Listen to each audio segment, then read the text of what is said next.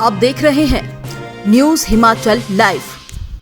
Police विभाग से सेवानिवृत्त हुए कर्मियों ने आज अपनी मांगों के समर्थन में एक ज्ञापन डीसी सिरमौर की मार्फत प्रदेश सरकार को भेजा है। ज्ञापन में सेवानिवृत्त कर्मचारियों के रुके हुए एरियर डीए, मेडिकल भत्तों समेत अन्य वित्तीय लाभ जल्द देने की गुहार लगाई गई।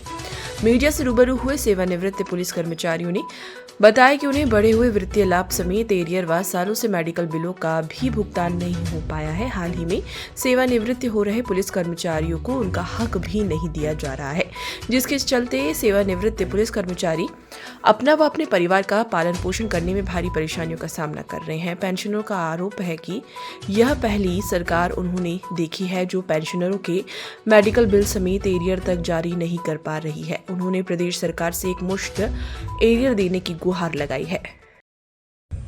हमारी समस्या वैसे तो कई सालों से चलती आ रही है और एक 16 के बाद जो ये कमीशन का या आयोग का वेतनमान हमको दिया गया था तो उसमें बहुत खामियां हैं और 16 से लेकर के 2022 तक के जितने भी पेंशनर्स हैं उनको ना लीव एनकैशमेंट मिला और ना ही अन्य उनको जो रिटायरमेंट के बाद मिलता है लाभ, वो वित्तीय लाभ वो अभी तक नहीं मिल पाए और बड़े परेशानी उनको झेलनी पड़ रही है ऐसी उम्र के कगार में।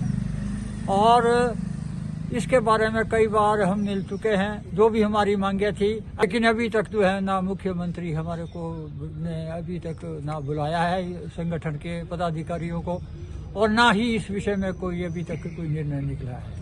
इसी तरह से 3 किस्तें जो है बकाया पड़ी है सभी कर्मचारियों के भी और पेंशनरों के भी डीए की, और वो अभी तक जो है सरकार जो उस पर ना कोई भी निर्णय नहीं ले रही है, एक अनसुना कर रही है, अनदेखा कर रही है पूरी तरह जानते बूझते हुए।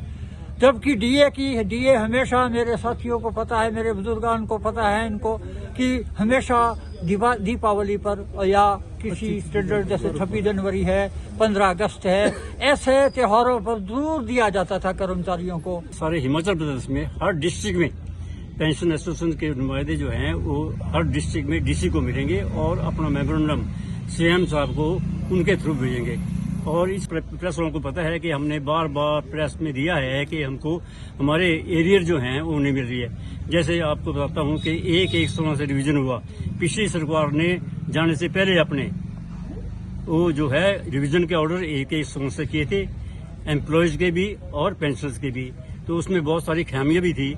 उन्होंने एक कंडीशन ये लगा दी कि 20% जो है एरियर मिलेगा और ये 2022 की बात है। 2022 में ऑर्डर हो गए, उसमें 1/16 से लेकर आगे तक का जो एरियर था वो जितना भी था उसमें से 20% मिलेगा और एक और उसमें कंडीशन इम्पोज की, रेडर लगाया कि 50,000 से ज्यादा किसी को नहीं मिलेगा।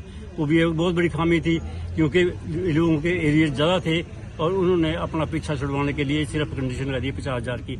नंबर 3, ये जो है हमारा एरियर जो 6 महीने के बाद रिवीजन होता है, सेंट्रल गवर्नमेंट में है, पंजाब गवर्नमेंट में सब में हो चुका। यहाँ पर 3 किस्तें जो है हमारी पेंडिंग है, सारे एम्प्लॉयज की भी और पेंशनर्स की भी, जो 12% का है कुल, उसको भी एरियर नहीं मिला। तीसरे सबसे बड़ी बात यह है कि जो रिवीजन ऑर्डर किया पिछली सरकार ने उसमें बहुत बड़ी खामी ये थी कि जो हमारे पेंशनर या फैमिली पेंशन दिवंगत हो गए थे, चले गए, उस समय से लेकर 1/16 से लेकर 22 तक उनको कुछ भी अंकित नहीं किया। उस ऑर्डर में कुछ नहीं लिखा कि उनको कैसे एरियर देना है कि नहीं देना है। उसके लिए हम बार बार लिख रहे हैं कि उनको लिए भी लिखे, उनकी जो हैं लीगल हेयर्स हैं, उनकी विधवाएं हैं, उनके बच्चे हैं, उनके किसी के 100 रुपये बनते हैं या किसी के 1000 रुपये बनता है, उनको भी मिलना चाहिए, जो बार बार हम लिख रहे हैं। तो ये बहुत सारी हमारी डिमांड्स हैं जो हम आज प्रस्तुत कर रहे हैं।